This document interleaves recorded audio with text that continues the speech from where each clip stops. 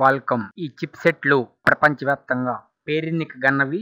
ఎంతో మంది యూజర్స్ వీటిని లైక్ చేస్తూ ఉంటారు. చాలా మటుకు క్వాల్కమ్ స్నాప్డ్రాగన్ చిప్ సెట్స్ ఉన్న మొబైల్స్ కొంటూ ఉంటారు. రాబో ఫోన్స్ లో స్నాప్డ్రాగన్ 8 ఎలైట్ జెన్ 5 చిప్ సెట్లతో రాబోతున్నాయి. నెక్స్ట్ ఏమిటి అంటే బిగ్ చిప్ సెట్ అన్నమాట. క్వాల్కమ్ నుంచి వండర్ఫుల్ చిప్ సెట్ రాబోతుంది. అది స్నాప్డ్రాగన్ 8 ఎలైట్ జెన్ 6.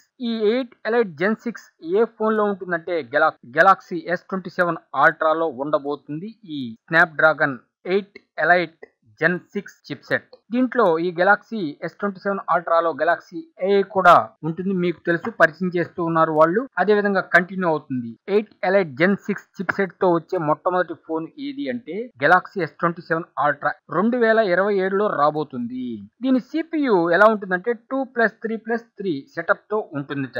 హెవీ టాస్క్ల కోసం 2 కోర్లు, బ్యాలెన్స్ కోసం 3 కోర్లు, సేవింగ్ ఎనర్జీ కోసం 3 కోర్లు ఉపయోగిస్తారట. GPU మీద ఎక్కువ ఎఫర్ట్ పెడుతుందిట క్వాల్కమ్.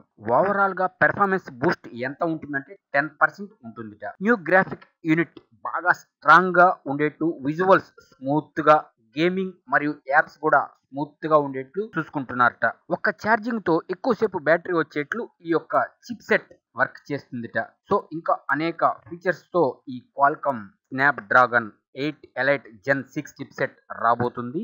ఇక్కడ శాంసంగ్ గెలాక్సీ S27 అల్ట్రాలో ఇది పెట్టచ్చు అని ఊహాగానాలు. మరియు అదే సమయంలో శాంసంగ్ వాళ్ళు తమ ఓన్ ఎగ్జినాన్ ప్రాసెస్ ని టెస్ట్ చేసుకుంటున్నారు. సో ఏదైనా జరగచ్చు. క్వాల్కమ్ చిప్ సెట్ ఉండొచ్చు, లేక ఎగ్జినాన్ చిప్ సెట్ ఉండొచ్చు. అంటే వాళ్ళ సొంతది, శాంసంగ్ వాళ్ళది. ఏదైనా సరే త్వరలోనే రివీల్ అవుతాయని తెలుస్తూ ఉంది.